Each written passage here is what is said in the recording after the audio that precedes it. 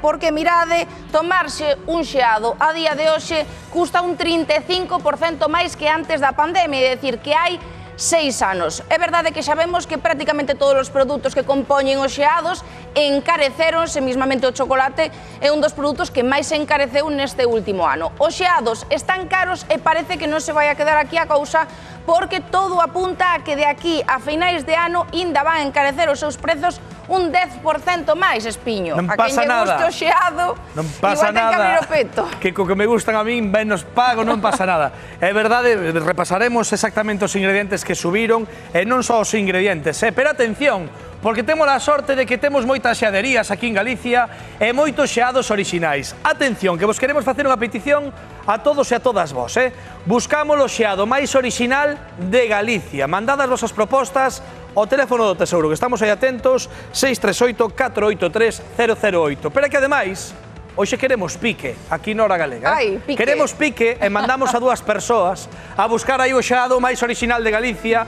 Temos a María buscando ese xeado en Vigo e temos a Antonio en Santiago de Compostela. Antonio, comezamos por ti. Aquí vai a haber pique. Ti crees que lle podes gañar a María ou vai lo ter complicado?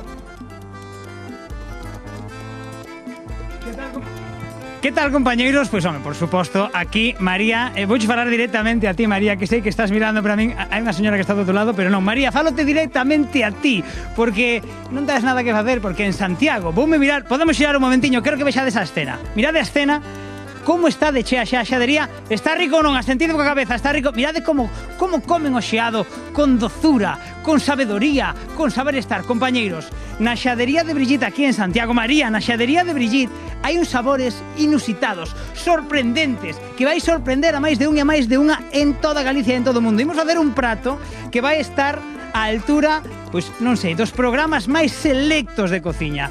Hoxe, na Hora Galega, ides a alucinar, así que xente que estades, non sei como vai ser as votacións, pero por favor, votade por Santiago de Compostela, votade polo berce do xeado en Galicia, e hoxe, María, na Hora Galega, imos encher as bolas.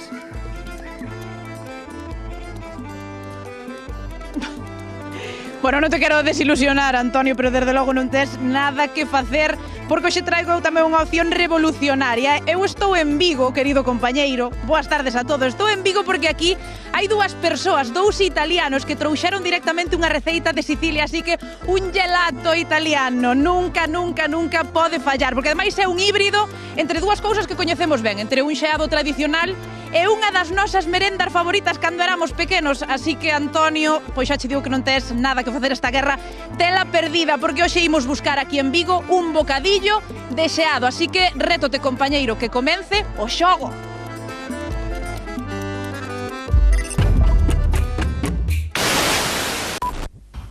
Este verano sacarás la lengua. Con vainilla, chocolate y arroz tostado. Es deliciosa. Acompáñanos dende a nosa infancia. Coa chegada do verán, a televisión enchíase de anuncios do doce por excelencia para combater a calor. O xeado. Al helado de los niños con todo lo que les gusta y al helado de los mayores.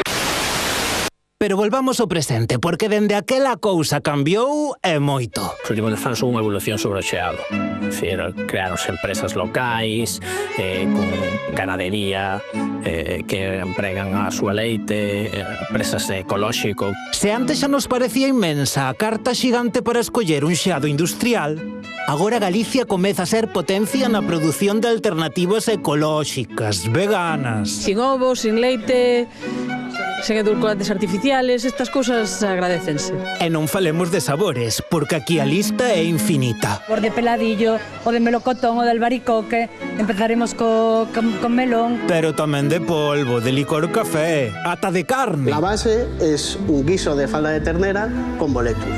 Calcúlase que cada español consume unha media de 3 kilos de xeado ao ano. E non só no verán. Cómese todo o ano, verano e inverno. Invierno, verano, primavera e otoño.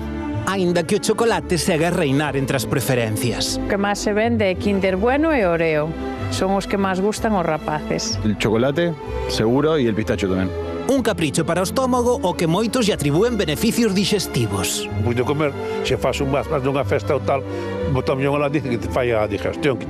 E agora que? Seguro que tanto falar deles xa se lles fixo a boca auga. Ahora ten por seguro que me voy a comer uno. ¿Y sabes de cuál? De turrón. O turrón será para o Nadal, pero está claro que o xeado... En todo año, vamos, y a todas horas, eso entra siempre.